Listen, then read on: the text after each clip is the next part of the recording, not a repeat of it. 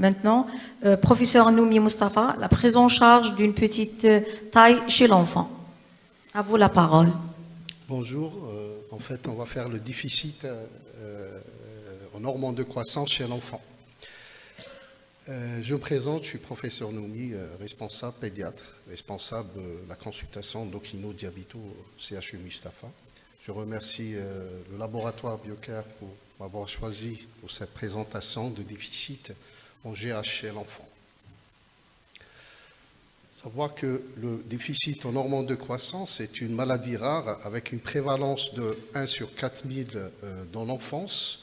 Le diagnostic il est basé sur l'évaluation de la croissance, sur la courbe de croissance, l'examen clinique, l'étude biochimique, à savoir l'exploration de l'axe somatotrope, les tests dynamiques et bien sûr neuroradiologiques. Mais parfois le diagnostic dans les déficits en hormones de croissance isolés ou dites idiopathiques reste difficile. Dans ce cas, les tests de stimulation jouent un rôle primordial ou un outil intéressant pour le diagnostic. Mais on sait qu'il y a des controverses en ce qui concerne le seuil ou le cut-off à partir duquel on retient le déficit en hormones de croissance, ce qui rend le diagnostic difficile et beaucoup de faux positifs. Comme vous savez, la GH elle est sécrétée de façon pulsatile au niveau de l'hypophyse antérieure sous action stimulatrice de la GnRH et inhibitrice de la somatostatine. Il y a d'autres également régulateurs physiologiques comme la ghreline qui est sécrétée par l'estomac, qui a un effet stimulateur sur la sécrétion de la GH. Également, les hormones sexuelles au moment de la puberté qui ont une action stimulatrice et bien sûr le métabolisme glycidique et les acides aminés également qui ont un effet plus stimulateur. La GH sécrétée, elle va au niveau du foie et bien sûr elle va stimuler une cascade enzymatique, la synthèse d'IGF-1. Cet IGF-1 qui va se lier à une protéine porteuse qui est l'IGF-EP3 et tout ça sont stabilisés par une sous-unité acidolabile et on sait que la demi-vie de l'IGF-1 elle est plus stable grâce à ce complexe qui dure de 16 heures. Et cet IGF-1 c'est elle qui va au niveau du cartilage de conjugaison et stimuler la croissance longitudinale. Donc également on sait que des études ont montré que l'IGF-1 agit principalement de façon, plutôt la GH agit de façon indirecte par l'IGF-1 circulant, synthétisé principalement par le foie. Et ces l'IGF-1, ils vont au niveau active la maturation des chondrocytes au niveau de la plaque de croissance ou de cartilage de conjugaison. Plusieurs études ont démontré également que la GH peut agir directement en stimulant la synthèse locale d'IGF-1 et bien sûr, ou bien agir directement au niveau de la plaque croissance, ce qui explique la variété de l'étiologie de déficit en hormones de croissance. La présentation habituelle, généralement, chez les enfants qui présentent un déficit en hormones de croissance, c'est une mauvaise croissance pendant l'enfance et parfois même un aspect caractéristique avec macrocranie, un bossage ventral, frontal. On a une adiposité tronculaire, un petit visage médian, petit. Et de ce fait, l'enfant il fait moins que son âge et bien sûr un micropénis. Mais dans plusieurs situations, cet aspect n'est pas présent. Donc, ce qui a mené la GH Research Society à recommander des critères pour aller rechercher le déficit en hormones de croissance. Premièrement, c'est les tailles sévères, moins de 3 DS, ou bien le taille de l'enfant qui a un décalage entre la taille de l'enfant et la taille cible de plus de 1 couloir et demi. Ou bien, troisièmement, c'est les anomalies de la vitesse de croissance. Vous savez qu'on le constate au cours de la surveillance de l'enfant sur les courbes de croissance de plus de 1 ou 2 couloirs sur 1 ou 2 années. Également, on va rechercher les signes de déficit en hormones de croissance s'il y a des signes évocateurs de lésions intracrâniennes. Par exemple, une fente labiopalatine chez un nouveau-né, elle incite directement d'aller faire une IRM hypophysaire à la recherche de syndrome de Lynn médian. L'incisif médian unique, bien sûr, c'est ce qu'on appelle le syndrome de Lynn médian ou anomalie de la ligne médiane. Si on a également des déficits multiples en hormones hypophysaires, donc il faut aller rechercher le déficit en hormones de croissance, ou bien des signes évocateurs de déficit en hormones de croissance chez le nouveau-né ou le nourrisson, surtout chez le nouveau-né qui présente une hypoglycémie, un ictère et associé à un micropénis. Il ne faut jamais utiliser le test de déficit, la GH, comme seul critère pour retenir le diagnostic de déficit en hormones de croissance. C'est un ensemble d'arguments pour retenir le diagnostic. C'est des arguments cliniques avec ce qu'on a décrit, d'accord, le macrocranie, bossage frontal, adiposité, micropénis, ou bien le retard de l'âge osseux associé à un retard de l'âge osseux de plus de 2 ans, et des critères anxiologiques, à savoir une croissance qui est normale jusqu'à l'âge de 2 ans. Ensuite, on a un fléchissement. Donc l'enfant, il est dans la taille cible. Ensuite, il s'éloigne de la taille cible, comme on le voit sur la courbe de croissance. Les valeurs faibles d'IGF-1 et d'IGF-BP3, et bien sûr, un faible pic de GH au test de stimulation. Pour les formes idiopathiques, c'est-à-dire si on n'a pas une malformation de l'axe hypothalamo-hypophysaire, si on n'a pas une association d'autres atteintes hormonales, il nous faut 2 tests pour retenir le diagnostic. Par contre, si on a une malformation, une mutation génétique connue pour un déficit en GH, ou bien une association à d'autres anomalies hormonales, il suffit d'un seul test pour retenir le diagnostic de déficit en hormones de croissance. Et à partir de là, on va le classer s'il est complet, si l'AGH il est inférieur à 5 nanogrammes par millilitre, ou bien partiel, s'il est entre 5 et 10 nanogrammes par litre. Toujours complété par l'IRM hypophysaire.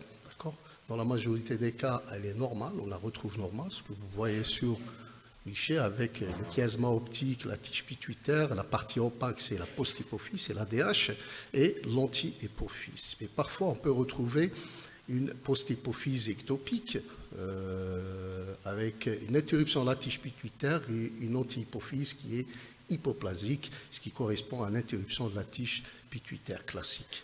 Parfois même, on peut retrouver une masse hypophysaire en rapport avec un craniopharyngie. Quelles sont les causes de déficit en hormones de croissance? On les classe en 2, les congénitales et les acquises. Les formes congénitales, c'est des mutations. Ces mutations, elles peuvent intéresser les gènes qui sont responsables du développement de l'hypophyse. Parce que vous voyez les mutations HESX1, LHX3 et 4. Et généralement, ces mutations, ces déficits sont associés à d'autres atteintes hormonales. On peut avoir d'autres mutations sur l'AGH, le gène qui commande l'AGH. C'est-à-dire là, on a ce qu'on appelle le déficit en hormones de croissance idiopathique ou isolé, ou des mutations de la GNRH, ou des récepteurs de la GNRH. Tout ça donne des déficits en hormones de croissance, c'est-à-dire un GHD isolé. L'autre cause congénitale, c'est les malformations cérébrales. La plus classique, c'est l'interruption de la tige pituitaire. On a les causes acquises tumorales, que ce soit des tumeurs bénignes comme craniopharyngiomes ou malignes, les causes traumatiques, inflammatoires comme l'histiocytose, sarcoïdose et bien sûr post-radiothérapie. Là, on rapporte un cas de consultation. Notre consultation, c'est Loujain qui était âgée de 9 ans. Donc, elle est venue consulte pour un retard de croissance et dans l'examen sans antécédent. Dans l'examen clinique, retrouve un retard de croissance sévère. Vous voyez, à moins 5 déviations standards, très loin de la taille cible. Et elle avait un déficit également pondéral de moins 4 DS. L'âge osseux était en retard de 5 ans. On remarque que la fille, elle paraît plus jeune par rapport à son âge. On dirait qu'elle a 4 ans alors qu'elle avait 9 ans. D'accord. Donc un âge osseux qui était très en retard, de 5 ans, après avoir éliminé toutes les maladies, plutôt pathologies chroniques, y compris la maladie cœliaque et autres. On a fait un bilan hormonal qui montrait une IGF-1 qui était basse, avec une cortisolémie normale, une TSH normale. On a commencé par le test au glucagon, donc qui montrait une hypoglycémie à T50, au temps de T50, mais il n'y avait pas une augmentation de l'AGH. Donc on a conclu un déficit complet en GH. Donc l'IRM, on l'a complété par l'IRM qui montrait une interruption de la tige pituitaire. On a commencé le traitement à 10 ans. Donc elle n'a pas eu sa puberté à l'âge de 13 ans. Elle était obligée d'induire sa puberté. Et actuellement, elle a 15 ans et elle n'est pas loin de la taille cible. L'objectif a été atteint, donc la patiente. Donc la taille cible, elle a été atteinte après la puberté. Là, c'est Abdelhak qui était âgé de 15 ans, qui consultait pour retard de croissance, un pubérisme, et il avait des céphalées atroces, donc rebelles aux ontalgiques. Donc l'examen clinique a retrouvé un retard de croissance qui était sévère quand même, avec moins 4 DS. Il avait un micropénis, il était impubère, 15 ans, et bien sûr une adiposité tronculaire associée. L'âge osseux, il était de 8 ans. Il se plaignait de céphalées atroces, je le répète. Le bilan qu'on a fait, toute autre pathologie chronique, on a éliminé, bilan hormonal qui montrait l'IGF-1 qui était basse avec les autres, l'axe cortico-hétériotrope qui était normal. Et bien sûr, on a commencé un test au glucagon qui montrait un déficit sévère. L'IRM montrait une adénome, un macroadénome hypophysaire kystique avec une compression latéraux et supracellaire. On a évoqué au début, surtout neurochirurgiens, ils ont eu crânio-pharyngiome, mais opéré avec des biopsies multiples, évacuation du kyste, qui a objectivé, finalement c'était un méningiome. Le patient il est sous onde retardée, l'induction de la puberté et la GH avec une très bonne évolution. On a fait depuis 2022, en 2022, une étude dans notre service qui montrait le profil épidémiologique des patients. L'objectif, c'était de montrer le profil épidémiologique des patients présentant un déficit en hormones de croissance et l'analyse des différents diagnostics étiologiques possibles, ainsi que la réponse au traitement, après 12 mois de traitement. Donc l'étude était descriptive, portant sur 161 dossiers de patients déficitaires en hormones de croissance, suivis dans notre service. Donc sur 61 patients GHD, les garçons étaient significativement plus nombreux que les filles. L'âge moyen était de 7 ans. Et le retard de croissance était sévère dans plus de la moitié des cas. Donc sur le tableau, vous voyez les caractéristiques de base clinique et biochimique des patients déficitaires en hormones de croissance. Et une atteinte, la taille moyenne était sévère, à moins de 3 DS, et le poids, il était atteint, mais de façon moins sévère. Le BMI était pratiquement normal chez nos patients, le BMI moyen. L'IGF-1 moyenne, elle était basse par rapport à l'âge moyen, d'accord, de 7 ans, elle était à 55, et l'âge osseux également, il était bas par rapport à l'âge moyen de nos patients. Le déficit était partiel dans 36% des cas et il était sévère dans 64% des cas. Il y avait une atteinte thyroïdienne chez 4 patients, un hypogonadisme chez 3 patients et bien sûr une insuffisance surrénalienne chez 2 patients. Donc, 67% des patients présentaient un déficit en hormones de croissance idiopathique. Et dans cette forme, qu'on trouve les formes transitoires, on trouve même les faux positifs de GHD. Donc, les formes transitoires, c'est quoi? C'est des vrais GHD, c'est des vrais déficits en hormones de croissance, mais après la puberté, et vu l'action des hormones sexuelles sur la trophicité des cellules de l'antihypophyse, l'adolescent va reprendre à sécréter la GH. Pour ça, il faut retester plus tard. Et même, on peut retrouver des faux positifs. Ce n'est pas des déficits aux hormones de croissance. Au moment où on a fait le test, il a montré un déficit, mais ce n'est pas des... on l'a signalé au début, donc c'est difficile dans ce cas-là, surtout les patients entre 10, la période péri-pubertaire. Et on retrouve dans cette population les déficits en hormones de croissance idiopathiques avec des mutations de GH, la GnRH, des gènes des récepteurs de la GnRH. Et cela relève de l'étude génétique, mais on a un accès limité chez nous pour l'étude génétique et avec un coût exorbitant. Donc on n'a pas pu faire l'étude génétique chez nos patients. L'anomalie morphologique de l'axe hypothalamo-hypophysaire a été vue dans 33% de nos patients. Et chez cette population qu'on retrouve l'atteinte hypophysaire hormonale hypophysaire multiple. Dans les 90% de nos patients avaient une anomalie morphologique de l'axe hypothalamo-hypophysaire, avaient une petite taille sévère. 100% de nos patients avec anomalie morphologique de l'axe hypothalamo-hypophysaire présentaient un déficit en hormones de croissance sévère, c'est-à-dire moins de 5 nanogrammes par millilitre. Et 100% de nos patients qui présentaient une anomalie morphologique de l'axe hypothalamo-hypophysaire avaient une atteinte hormonale hypophysaire multiple. Donc, pour le traitement, l'objectif de notre traitement, il y a deux objectifs, c'est de normaliser la taille pendant l'enfance et l'adolescence. Donc, le but, il faut maximiser la taille chez les enfants par la thérapie GH avant qu'ils commencent la puberté. D'accord ? Pour pouvoir atteindre la taille cible. Donc, donner plus de chances à ces enfants. Et pour cela, il faut un diagnostic, bien sûr, précoce et un traitement précoce. Le traitement, généralement, on commence entre 25 et 35 microgrammes par kilo par jour. Là, nos attitudes, nous, les endocrinopédiatres, c'est de commencer à la limite inférieure, c'est-à-dire à 25, et on titre vers le haut, c'est-à-dire on augmente en fonction de la vitesse de croissance et bien sûr de l'IGF-1. Pour les effets secondaires de la GH, la tolérance elle est excellente. Donc on voit peu d'effets secondaires. Tous ces effets secondaires ont été décrits dans la littérature et principalement on voit chez nos patients, surtout une hypertension intracrânienne bénigne, c'est des céphalées qui sont rebelles.